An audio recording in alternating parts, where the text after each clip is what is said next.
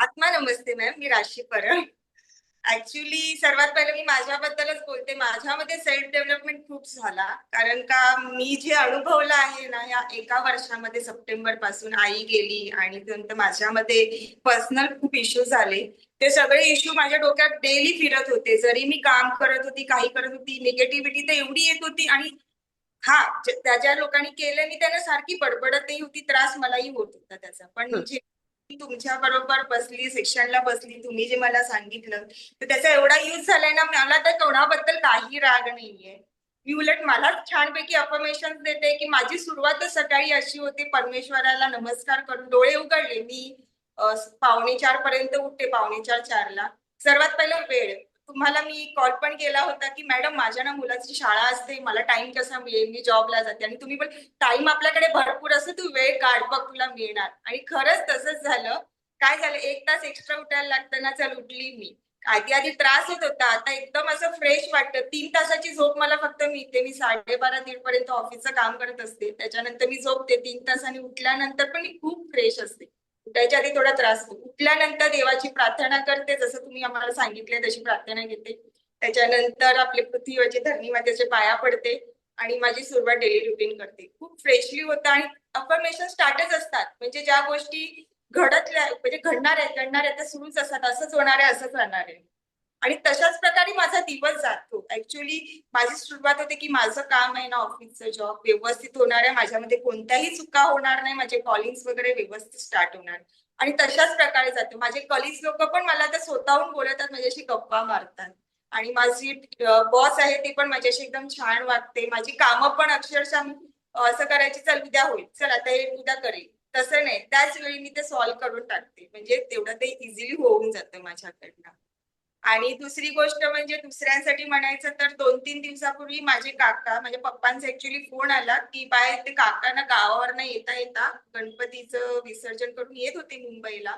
त्याची काहीतरी घरात भांडणं झाली होती. त्यांनी वाईफकडनं ₹20 घेतले आणि ते बोले की चहा प्यायला जातो, आणि ते आलेच नाही. तर त्याच्यानंतर त्याच्या घरातल्यांनी, ती लोक मुंबईला तरी खूप शोधलं, त्यांच्या मुलांनी वगैरे, ते भेटतच नव्हते. पप्पानी मला कॉल केला, अगं ते का भेटत नाहीयेत म्हणून. काय माहिती माझ्या मनात आलं, मी डोळे बंद केले आणि पप्पांना एवढं सांगितलं, पप्पा ते काका ते तिथेच बसले आहे, ते येणार बघा उद्या दुपारपर्यंत येणार म्हणून. आणि इझिली वेळ म्हणजे मी पप्पांना दुसऱ्या दिवशी रात्री फोन केला, म्हणजे बाय तू बोललेलीस ते खरं झालं. ते भेटले आणि ते आले घरी. म्हणजे मलाही विश्वास नव्हता की असं होईल माझ्याकडनं म्हणून. मी आपले डोळे बंद केले आणि ते जे पप्पांना सांगितलं नाही, पप्पा ते त्यांना थोडा राग आला असेल, ते तिथल्या तिथेच फिरतायत, बसलेत ते एका ठिकाणी, आणि त्यांना कोण ना कोण हेल्प करण्याने पाठवून देणार त्यांच्या घरी. आणि ते थोडे ना असे विसरतात, बोलत नाहीत ते. तर त्याच्या डोक्यावर परिणाम झाले. आपला ऍड्रेस वगैरे काही सांगू शकत नाही. म्हटलं पप्पा बघा ते येणार आपण, आणि ते खरंच आले, दुपारपर्यंत ते घरी आले होते. तर छान. तो माझ्याकडनं म्हणजे काहीतरी छान झालं. हं. आणि बाकीच्या गोष्टी खूप आहेत माझ्या की त्या पूर्ण व्हाव्या अशा मला, आणि मनापासून त्या होणारच आहे. मला इथेच राहायचंय, ह्याच घरामध्ये राहायचंय आणि सर्व माणसांबरोबर राहायचं, तर ते पण नक्कीच होणार. नक्कीच. तुमचं कुटुंब परिपूर्ण असणार आहे. काळजी करू नका. हं. नक्कीच. आपल्याला जे हवं आहे, माझ्या हक्काचं माझ्याकडून कोणीही हिरावून घेऊ शकणार नाही. आणि मी मात्र दुसऱ्याचं घेणार नाही. आहे की करेक्ट. नाही? हां. हा एक ऊर्जेसोबत जुडलो म्हणजे काही देऊन द्यावं यासाठी नाही. तर माझ्या हक्काचं माझं माझं जे आहे ते माझंच आहे. हं, हं. सगळं छान होणार आहे. Wait and watch. तुम्हाला तो विश्वास निर्माण झाला ना आता ताई? तो ट्रस्ट मला निर्माण झाला. आणि पॉझिटिव्हिटी सर्वात पहिली जी निगेटिव्ह होती, खूप निगेटिव्ह बोलायची मी स्वतःबद्दल. म्हणजे स्वतःबद्दल तर माझ्या प्रेमच नव्हतं. तुम्ही एकदा सांगितलं ना, मिरर मध्ये बघायचं स्वतःला आणि स्वतःला पहिलं बोलायचं थँक्यू आणि आय लव्ह यू. मी तेच करते, मिरर मध्ये बोलते, स्माइल करते आणि स्वतःला पहिली तू खूप छान दिसतेस, थँक्यू आय लव्ह यू राशी, अशी बोलते. आणि खरंच मला आता माझ्याबद्दल खूप काळजी वाटायला लागली, म्हणजे माझं खूप माझ्याबद्दलचं प्रेम वाटायला लागलंय की हा मला असंच करायचंय, माझ्यामध्ये असे चेंज. मी खूप म्हणजे आई गेल्यानंतर ना मी अशी व्यवस्थित राहायची नाही, काय नाही, म्हणजे जे कपडे तेच घालायची. आता मी नवीन नवीन कपडे घालून जाते, अरे ठीक आहे झालं ते झालं, पण एक ड्रेस नवीन घातला की खूप छान वाटतं असं, वा. तर तो एक बरं. बदल, पर्सनॅलिटी चेंजेस वगैरे तो जाणवतो. म्हणजे मी असं नाही म्हणत, की राशी कुठेतरी मागे होत्या. पण राशी माझ्याकडे जेव्हा राशी आला तेव्हा राशी वेगळ्या कंडिशन मध्ये होत्या. हो ना? राशी कुठेतरी या पोरीला आपण कसं बाबा उभं करावं हा ना एक हे होता. उलट एक दिवस तर मी अक्षरशः रागवली. करायचं आहे का? आहे ना? ऍक्च्युली करावं लागेल. पण ना ते होतं आतमध्ये. काय करणार अशी, आहे ना? पण थोडंसं कधी-कधी एखाद्या ठिकाणी थोडंसं रागवून करावं लागतं. एखादं जसं आता अलकाचे 4 बाळ आहेत. तर लाडावून ऐकलं नाही की थोडंसं रागवावं लागतं. तसं मलाही करावं लागतं. आहे की नाही? कारण ती तुमच्या लाईफमध्ये एक बदल घडवून आणण्याची जबाबदारी जी आपण घेतलेली असते, त्या ब्रह्मांडाने आपल्याला तिथं दिलं आहे.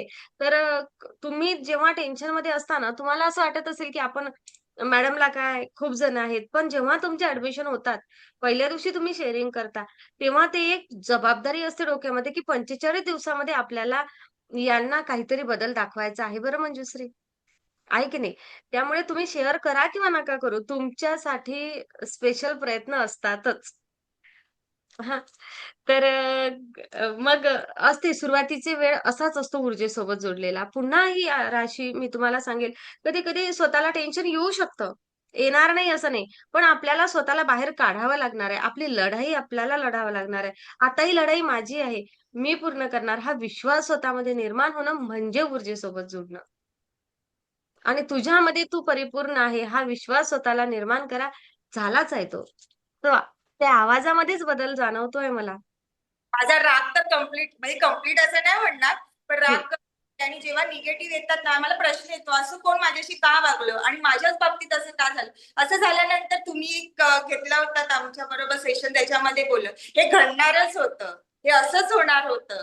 तर मी तेच म्हणते, अरे हे घडणारच होतं, हे असंच होणार होतं आणि पुढे होणार आहे ह्याच्यापेक्षा काय वाईट होणार, खूप तर चांगलंच होणार आहे, तर कशाला घाबरायचं. आता पण नक्की. कोर्टात मला सॅटर्डेला जायचंय. तर हं. प्रत्येक वेळी जेव्हा कोर्टात जायची तर फेस टू फेस कनेक्ट व्हायला घाबरायची. व्हायच्या आधीच 2-3 दिवस आधी मला घाबरं भरायचं. अरे बाबा जाणार, बोलणार, काय करणार? पण आता वाटत नाही. मी माझ्या भावाला सांगितलं, "तूही येऊ नको, मी जाईन. मला जे काय बोलायचं ते मी बोलेन." एवढी नक्की. पॉझिटिव्हिटी आहे. आता ती भीतीही नाही. होणार आहे, चांगलंच होणार आहे. जे होणार आहे परमेश्वराने लिहिलेलं आहे तसंच राशीपर्यंत घडणार आहे आणि ते चांगलेच परमेश्वराने जो मार्ग दिलेला आहे तो चांगलाच आहे. तेवढं माहिती. तो आपल्यासाठी काही वाईट नाही विचार. त्यांनी जे काही करून ठेवलं आहे ना, ते आपल्या चांगल्यासाठी आणि भल्यासाठीच केलं. अगदी दरीच्या कडेपर्यंत जरी असेल ना, ते ती सांभाळणारा आपला परमेश्वरच असतो. तिथूनही असतं. एवढं 100% आता मला खात्री झालेली. आणि नक्कीच. मॅडम तुमच्यामुळे आला. मग ईच अँड एव्हरी गोष्टीचं तुम्ही प्रॉपरली मला सांगितलं. टाइम मॅनेजमेंट कसं करायचं, अँगर मध्ये कंट्रोल कसा करायचा, सेल्फ कॉन्फिडन्स कसं आणायचं आणि सर्वात पहिले दुसऱ्यांना माफ कसं करायचं. या सगळ्या गोष्टी तुम्ही खूप छानपणे आम्हाला समजवल्या. त्याच्याबद्दल खूप खूप धन्यवाद तुमचे मॅडम. थँक्यू सो तुमच्या मच. मैत्रिणीला धन्यवाद म्हणा. तिला खूप चिंता असायची. तिला खूप धन्यवाद. अचानकपणे तिचं आणि माझं काही रिलेशन पण नाही. तिच्या सासूबाईमुळे माझ्याशी कनेक्शन झालं आणि हं. तिने कॉल पहिलं सांगितलं, "राशी हे करून बघ. बघ तुझं आणि माझं असं काही नातं नाहीये. पण मला असं वाटतं की ह्या गोष्टीमुळे ना तुला खूप फरक पडेल आणि तुझ्यामध्ये जे आहे ना ते तुला मिळणारच." आणि मी ते सुरू केलं आणि 2 दिवसात मॅडम तुम्ही बोललात की तुमच्यासाठी खास एक बॅच स्टार्ट होते. तुमची कधी 6 ची बॅच स्टार्ट झाली नाही. तर ती बोलली, पहिल्यांदा घेतली आहे मी. "राशी त्या दिवशी ऍडमिशन."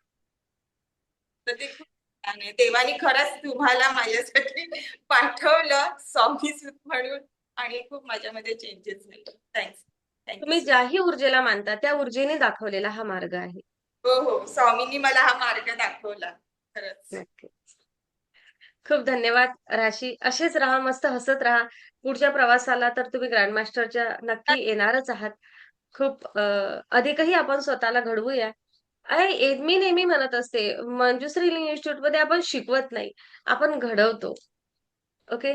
आणि अनेक जण म्हणत असतात, की बाबा लहानपणी मडकं घडवता येतं, असं काही नाही आहे. ओके. आता टेक्निक बदलली आहे. केव्हाही घडवता येतं आयुष्याला. मी ठरवलं आहे, तर त्यावेळेस मी माझ्या आयुष्याची नवी सुरुवात करू शकते. एवढं लक्षात घ्या. केव्हाही.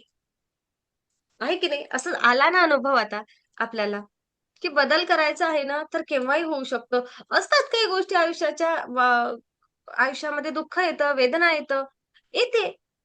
पण आता त्यामधून बाहेर कसं निघायचं यासाठी ऊर्जा मदत करत असते म्हणजे घडवतोय आपण. त्या अनुभवामधून सुद्धा आहे ना, आलेल्या दुःखाच्या, वेदनाच्या अनुभवामधून सुद्धा माणूस खूप काही शिकून तेथे जर पॉझिटिव्हिटी क्रिएट केली ना, तर मी सुद्धा राशी जेथे इथे बसली आहे ना, हे त्या वेदनांमधूनच येऊन बसली आहे. घडवलंय त्या वेदनांनी मला. मी तर थँक म्हणते. आपला एक व्हिडिओ आहे. त्या दुःखाला सुद्धा धन्यवाद. त्या दुःख देणाऱ्यांना सुद्धा धन्यवाद. आहे ना, बऱ्याच लोकांनी अगोदर ऑब्जेक्शन घेतलं त्यावर. पण या, अनुभव करा आणि मग मग विश्वास ठेवा. अशी ऊर्जा. मी अजून एक इच्छा आहे मॅम, जर ग्रँड मास्टर कोर्स मॉर्निंगला सुरू झाला, कारण का माझा टाइम पण चेंज झाला. 1:30 to 10:30 माझा शिफ्ट टाइम झाला ऑफिसचा. तर ते 9 पण माझ्यासाठी जे मी म्हटले होते, चल 9 वाजता मी इथे लॅपटॉपवर काम करीन आणि तिथे स्टार्ट करीन. पण आता डगमगले थोडं. पण ठीक आहे, तरी पण मी म्हणते की मला करायचंय ग्रँड मास्टर. जे असेल ते असेल, जॉब पण हँडल करायचंय, साईड बाय साईड हे पण करायचं. होईल, होईल. होईल, सगळंच होईल. ओके? हां. थँक सगळं होईल.